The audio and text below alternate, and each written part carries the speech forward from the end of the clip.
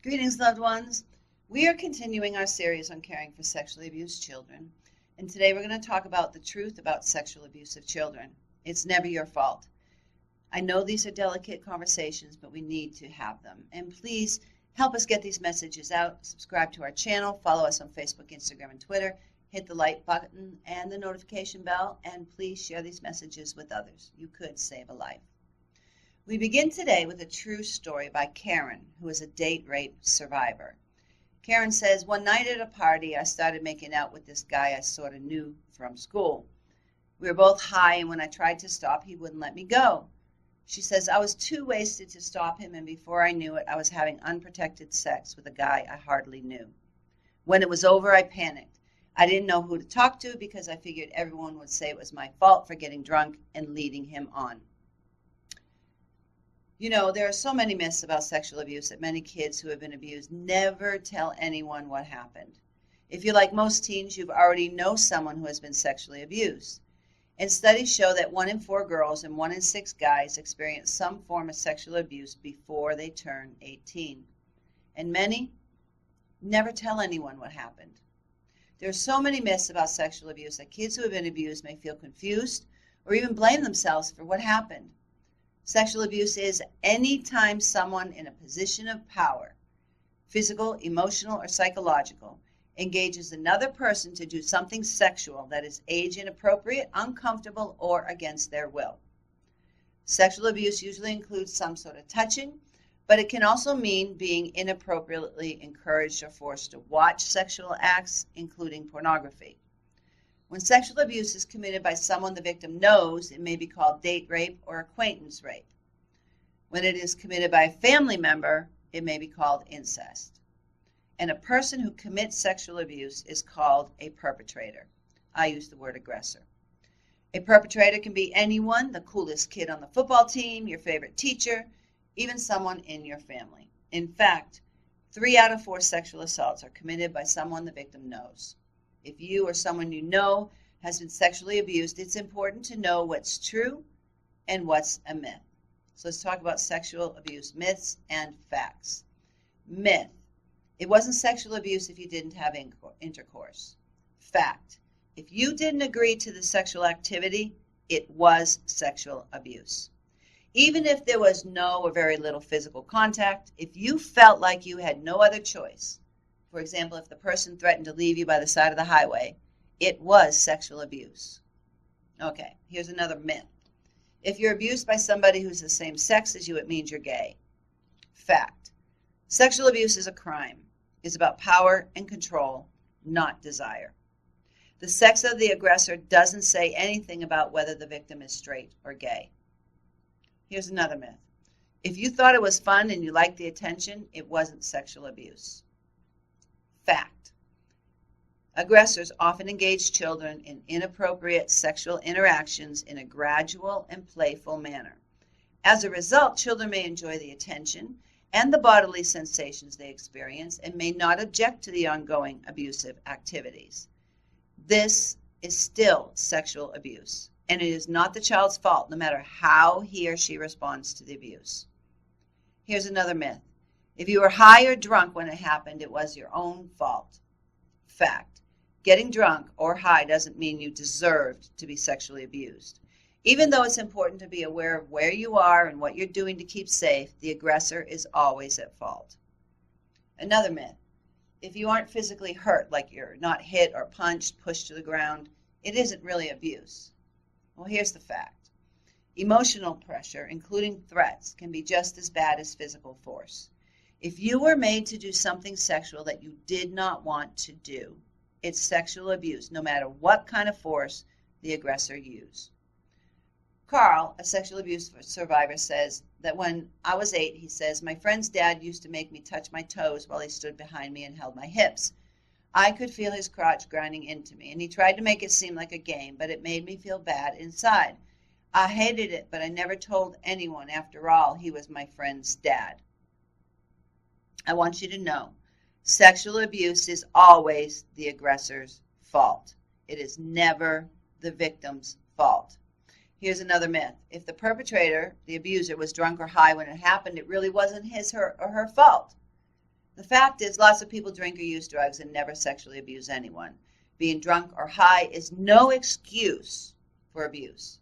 Sexual abuse is always the aggressor's responsibility. Here's another myth. If you flirted or fooled around with a person beforehand, you were asking for it. No. Here's a fact.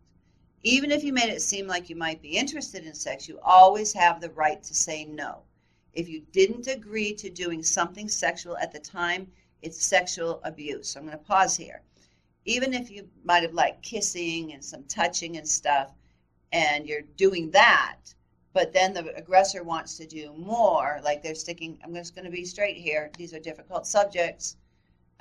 Maybe they want to stick their hand under your blouse or stick their hand inside your pants or get you to put your hand inside their pants, and you say no, it's no right there. It has to stop. If you're forced, encouraged, or coerced into doing anything beyond the point you say no, it is sexual abuse. Here's another myth. If you were sexually involved with a person in the past, it can't be sexual abuse. I'm going to give an example here before I go forward. So say you were involved boyfriend and girlfriend with somebody and you had sex with them during your relationship and then you broke up. And then you're at a party somewhere else and you're drinking and that person comes to you and they force you to have a sexual act that you didn't want. It is sexual abuse. Doesn't matter if we had sex before with them. It is sexual abuse. The moment you say no, the moment you don't want to, it's sexual abuse. So here's a fact. It's your body. You have the right to say what happens and when. No matter what you've done before, no one has the right to force you into doing anything sexual. Barbara, an incest survivor, she says, from the time I was a baby, my dad sexually abused me. At 14, she says, I started locking myself in my room at night. She said, one night I forgot to lock myself in.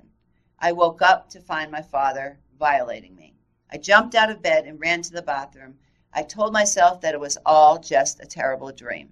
I didn't want to believe that my dad would really do that to me, so I blamed myself. She says, I told myself that I was a horrible, sick, and disgusting person for having a dream like that about my own father. All right, I want to be clear with you. Listen to me. No matter what you've done before or what anybody has done to you before, no one has the right to force you into doing anything sexual. No one. Here's another myth. If you were sexually aroused when it happened, deep down you really wanted it. Well, that's a lie. The fact is, it is normal for your body to respond to sexual stimulation. It's a response that can happen even during rape. It has nothing to do with whether you agreed to be in the situation before it happened. If you didn't agree before it started, it was sexual abuse. Here's another myth.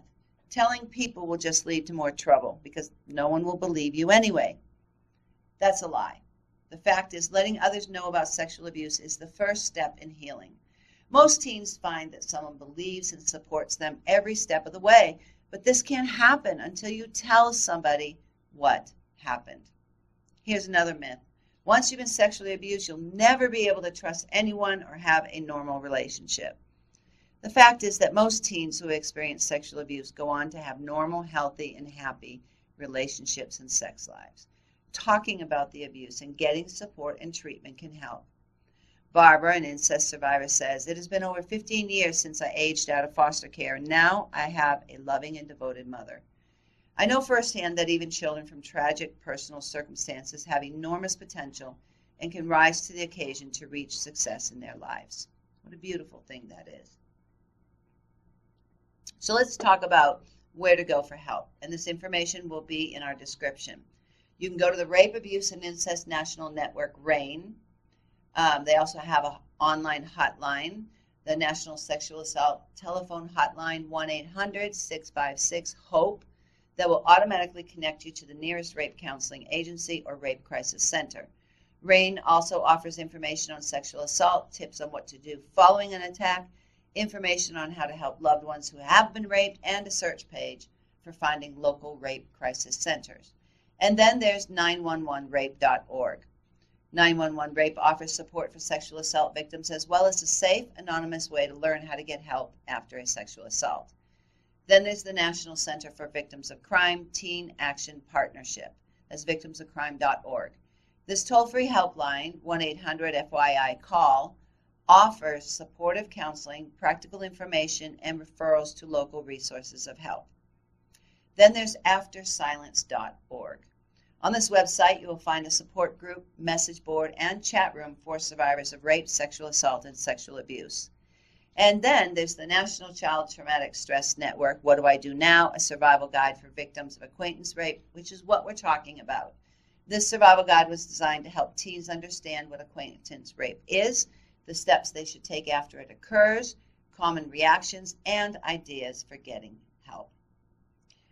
According to the CDC, over half of all children in the world, that's 1 billion children ages 2 to 17, experience violence every year, and 1 in 3 women suffer domestic and or sexual abuse each year.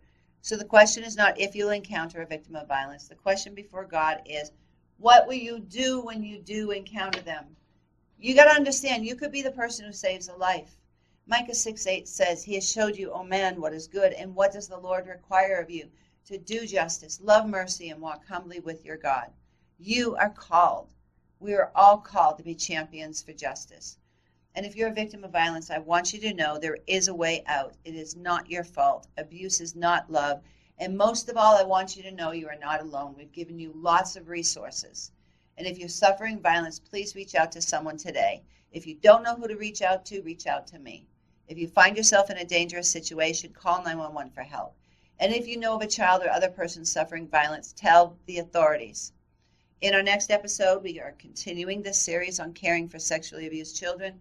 Until then, God bless you.